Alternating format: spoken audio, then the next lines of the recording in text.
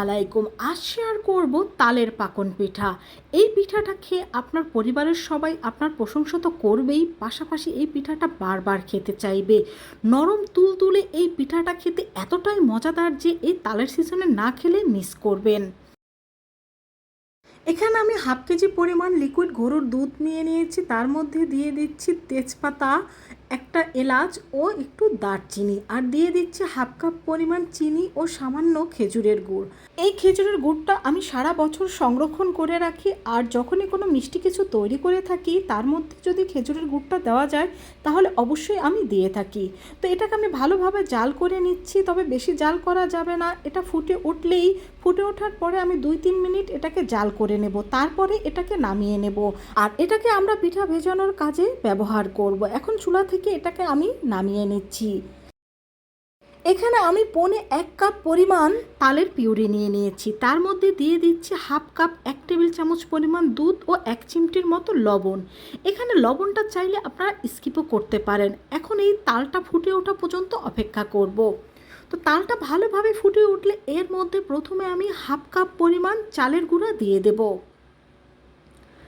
তো চালের গুঁড়াটা দিয়ে দেওয়ার পর চালের গুঁড়াটা ভালোভাবে তালের সাথে মিশিয়ে নেওয়ার পর এখন এর মধ্যে আমি দিয়ে দেব হাফ কাপ পরিমাণ ময়দা। এখানে ময়দার পরিবর্তে কিন্তু আটাটাও ব্যবহার করা যাবে। তো হাফ কাপ আমি এখানে ময়দা দিয়ে দিচ্ছি। এই ময়দাটা দিয়ে দেওয়ার পর ভালোভাবে আবার এর সাথে মিশিয়ে নিচ্ছি। তো এটাকে ভালোভাবে সিদ্ধ করে নিতে হবে। তো আমাদের ডোটা কিন্তু ঠিক এরকম হয়েছে। এখন এটাকে ঢেকে 5 মিনিটের জন্য চুলার হিট লোতে রেখে দিতে হবে। তো 5 মিনিট পর চুলার জালটা বন্ধ করে দিয়ে এটাকে আমরা আরও 5 মিনিট চুলার উপরে গরম অবস্থায় রেখে দেব। তো 5 মিনিট পরে এখন এটাকে আমরা নামিয়ে নেব, আর নামিয়ে এটাকে ঠান্ডা করে নেব। তবে অল্প গরম থাকা অবস্থায় এটাকে আমরা ভালোভাবে মেখে নেব। তো প্রাথমিক অবস্থায় এটাকে একটু নরম মনে হলেও ঠান্ডা হলে কিন্তু এটা অনেকটা শক্ত হয়ে যাবে। তো ভালোভাবে এটাকে মেখে আমরা একটা ডো তৈরি করে নেব। বন্ধুরা, তোমরা তো অনেক ধরনের পাকন পিঠা খেয়েছো, একবার এই তালের সিজনে এই তালের পাকন পিঠাটা খেয়ে দেখবে সব ধরনের তালের পিঠার চাইতে এই পিঠাটাই বেশি টেস্টি। তো আমাদের ডোটা তৈরি। এখন আলাদা একটা প্লেটে আমি এটাকে তুলে নিচ্ছি, আর এখানে নিয়ে নিচ্ছি স্বাভাবিক তাপমাত্রার একটা ডিম।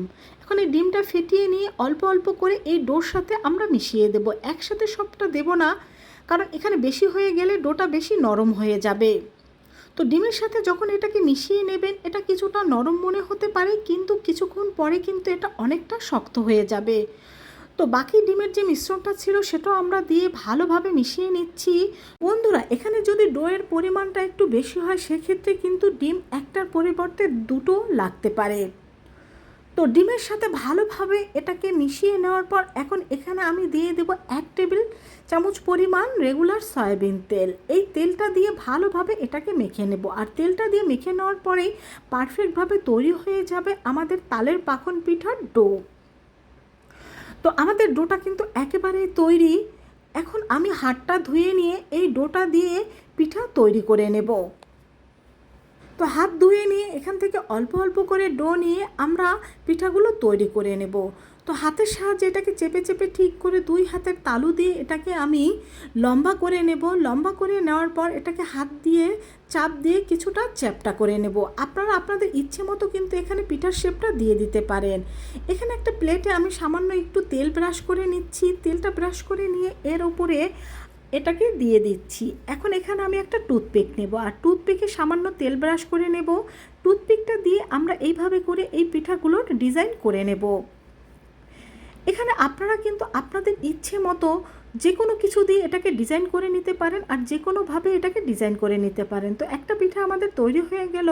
এখন আমি একটা গোল শেপের পিঠা তোমাদের তৈরি করে দেখিয়ে দিচ্ছি।